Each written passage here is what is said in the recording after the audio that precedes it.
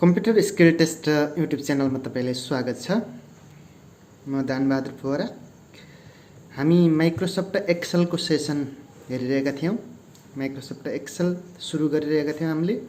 त माइक्रोसफ्ट एक्सेलमा सबैभन्दा महत्त्वपूर्ण पार्ट भनेको फर्मुला क्रिएसन रहेको हुन्छ।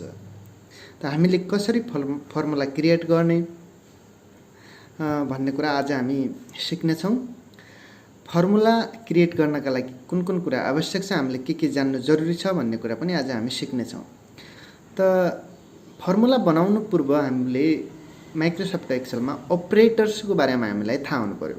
अपरेटर्स है, माइक्रोसफ्ट एक्सेलमा अर्थमेटिक अपरेटर, लजिकल अपरेटर अथवा कम्प्रेसन अपरेटर गरी दुई भागमा विभाजन गरिएको छ र अरु पनि हाम्रो फंक्सनहरु छन्। ती फंक्सनहरु पनि हामी हेर्छौं।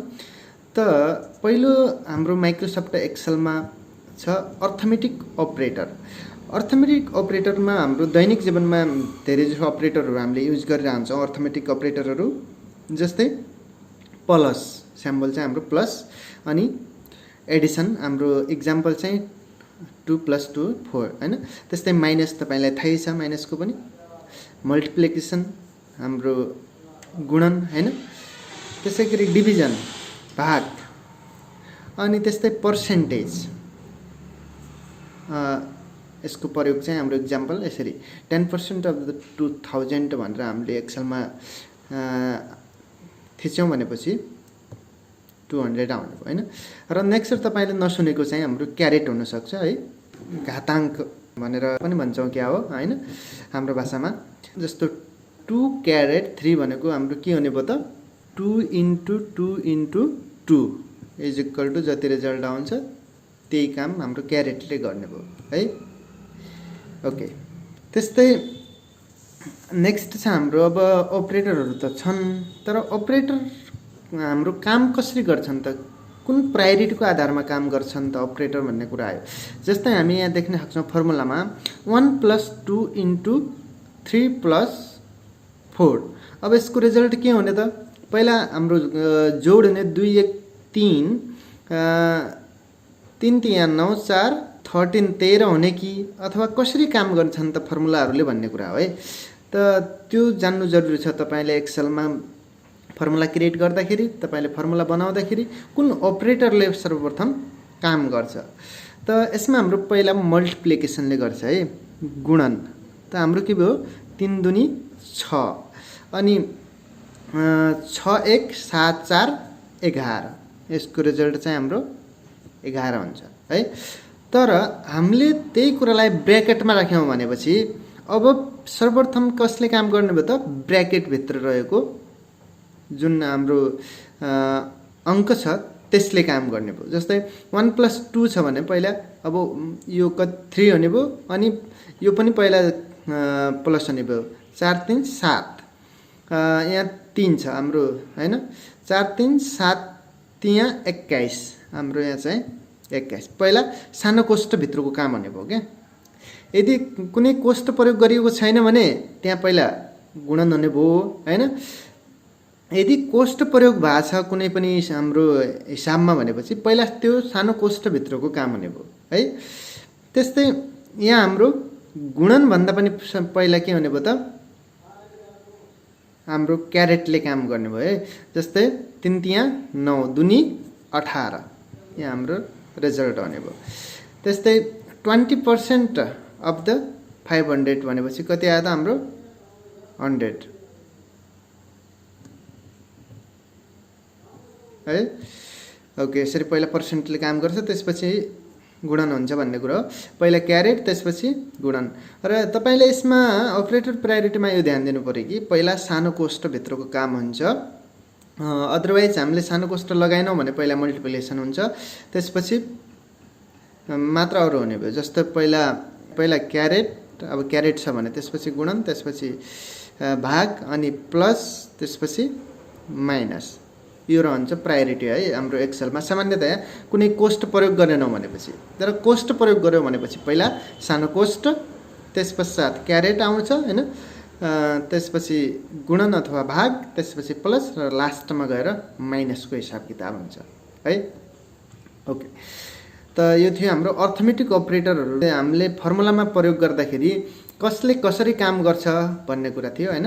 अब हेरौँ हामी logical operator is equal to greater than भन्दा ठुलो हैन, जस्तो 20 भन्दा ठुलो भनेपछि ग्रेटर देन, अनि लेस देन भन्दा सानो, ग्रेटर देन इक्वल टु,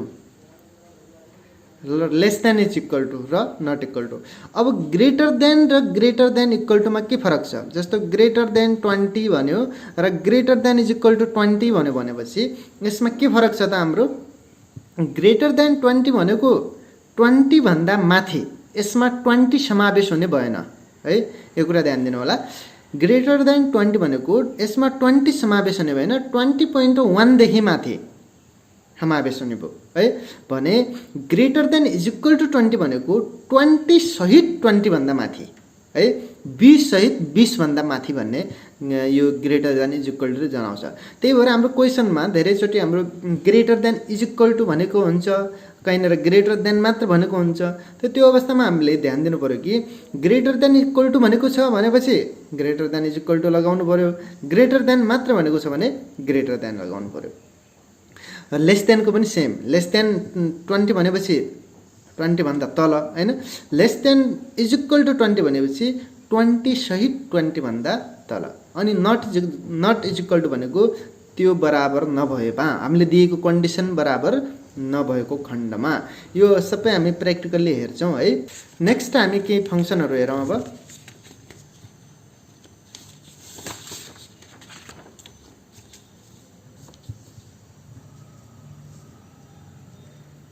हाम्रो फङ्सनहरू इफ, एन्ड र अर फङ्सनहरू विशेष गरेर हाम्रो माइक्रोसफ्ट एक्सेलमा प्रयोग भइरहन्छन्। इफ, अब इफ कस्तो कन्डिसनमा हाम्रो प्रयोग हुन्छ त, कुनै पनि कन्डिसन आयो, बिना कन्डिसन चाहिँ इफको प्रयोग हुँदैन। जस्तो यदि प्रोडक्ट एप्पलको भएपछि 10% डिस्काउन्ट दिने, अरूलाई नदिने, अथवा यदि व्यक्ति काठमाडौँको भयो भने यति % बोनस दिने, नत्र अरूलाई नदिने। त यस्तो यदि अथवा इफ भन्ने कन्डिसन हाम्रो क्वेसनमा इन्क्लुड छ। कुनै फिक्स ठाउँको अथवा फिक्स कन्डिसनलाई फरक किसिमको हामीले रिजल्ट निकाल्नु छ, फरक किसिमको बोनस ट्याक्स अथवा कुनै पनि हिसाब दिनु छ भनेपछि त्यति बेला इफको प्रयोग हुन्छ है। यदि हाम्रो इफको प्रयोग गर्दाखेरि गिभन कन्डिसन ट्रु भयो भने हामीले यो आउटपुट चाहिँ ट्रु आउने भयो, अदरवाइज फल्स आउने भयो है। जस्तो इफ अब इङ्ग्लिसमा 40 भन्दा बढी आयो पास, अदरवाइज फेल भनेपछि हामीले इङ्ग्लिस ग्रेटर देन 40, 40 अथवा 40 भन्दा बढी भए pass, otherwise fail.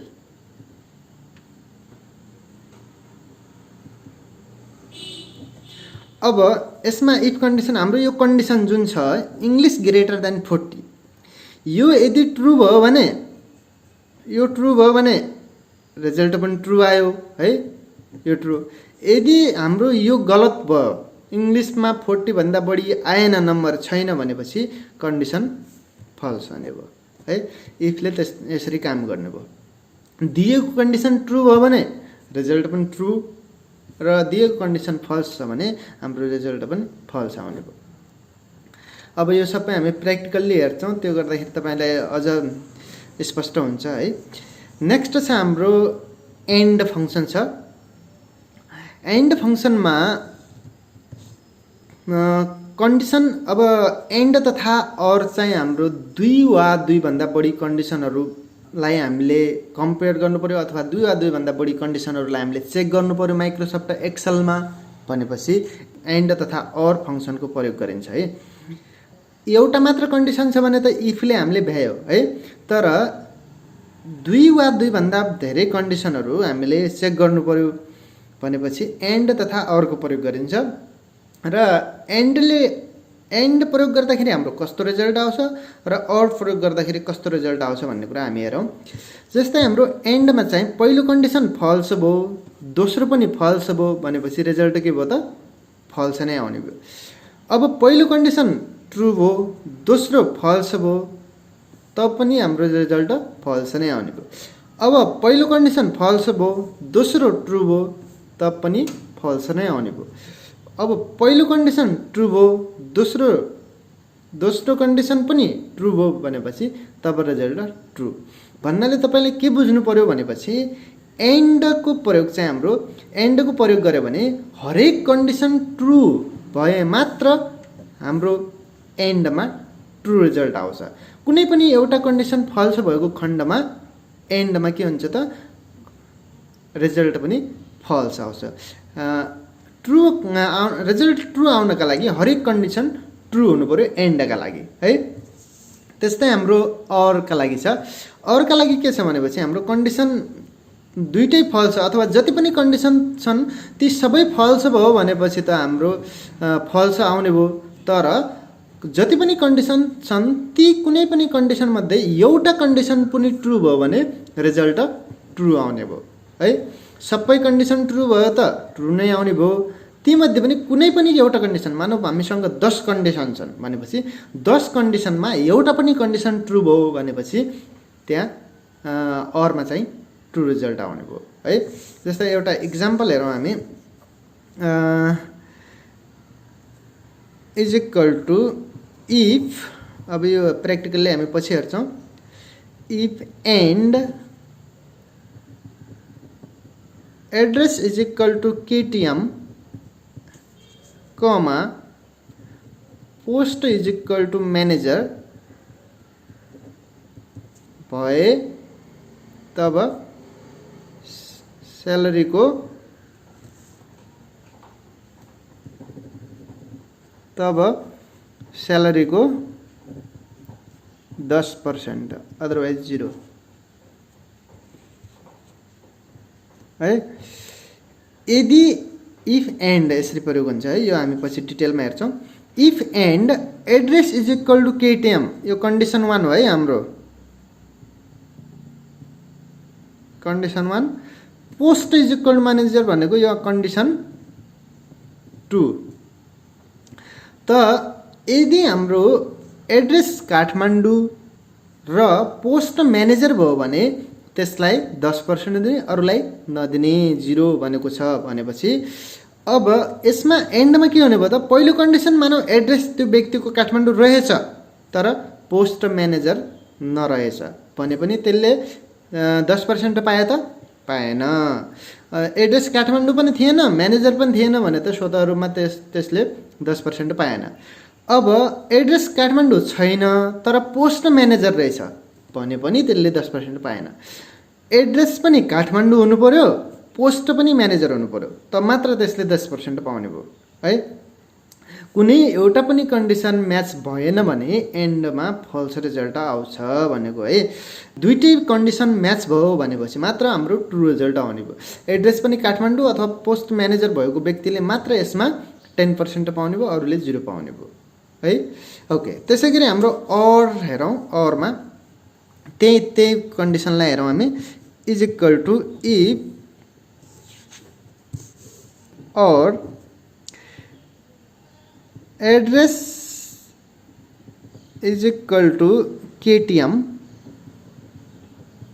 Comma post is equal to manager तब स्यालेरीको 10%, अदरवाइज 0 है। त अरको जुन प्रयोग गरिरहेछौँ हामी, यो अरको प्रयोग गर्दाखेरि जस्तो एड्रेस कन्डिसन 1 यो भयो, कन्डिसन 2 हाम्रो। अब यसमा एड्रेस काठमाडौँ भए पनि यसले 10% पायो, पोस्ट म्यानेजर भए पनि यसले 10% पायो है। अथवा एड्रेस काठमाडौँ र पोस्ट म्यानेजर भयो पनि यसले 10% पायो। फेरि यो दुईटै म्याच भयो भनेर 10-20% पाउने होइन है। एड्रेस काठमाडौँ भए कुनै एउटा कन्डिसन मैले भने यसले 10% पायो भन्न खोजेको। एड्रेस काठमाडौँ पनि छैन, पोस्ट म्यानेजर पनि छैन भनेपछि त अब यसले पाउने कुरो भएन हैन, फल्स भ्याल्यु कन्डिसन। तर कुनै एउटा कन्डिसन म्याच भयो, काठमाडौँ एड्रेस काठमाडौँ रहेछ र पोस्ट पनि म्यानेजर रहेछ भनेपछि यो काठमाडौँ अथवा म्यानेजर मध्ये जुन पनि एउटा कन्डिसन म्याच भयो भने त्यसले 10% पायो। भन्नाले एन्डमा हरेक कन्डिसन ट्रु हुनु पर्यो रिजल्ट ट्रु हुनका लागि। अरमा चाहिँ कुनै एउटा कन्डिसन ट्रु भयो भने पुग्यो है। त यति कुरा जान्यौँ हामीले भनेपछि माइक्रोसफ्ट एक्सेलमा फर्मुला क्रिएट गर्नु त्यति गाह्रो कुरो छैन है। हामी अब फर्मुला क्रिएट गर्न हामी सिक्नेछौँ सुरुदेखि नै कसरी फर्मुलाहरू क्रिएट गर्ने। तर फर्मुला क्रिएट गर्नका लागि तपाईँले यो भिडियो पुरै रुममा स्किप नगरी हेरेको भएपछि मात्र तपाईँ सजिलै फर्मुला क्रिएट गर्न सक्नुहुन्छ।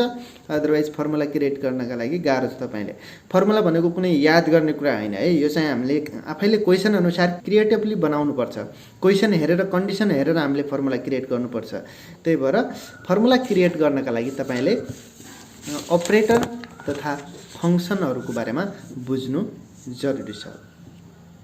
ओके, त आजको ट्युटोरियल हाम्रो अपरेटर तथा फर्मुला सम्बन्धी यसरी रहेको छ।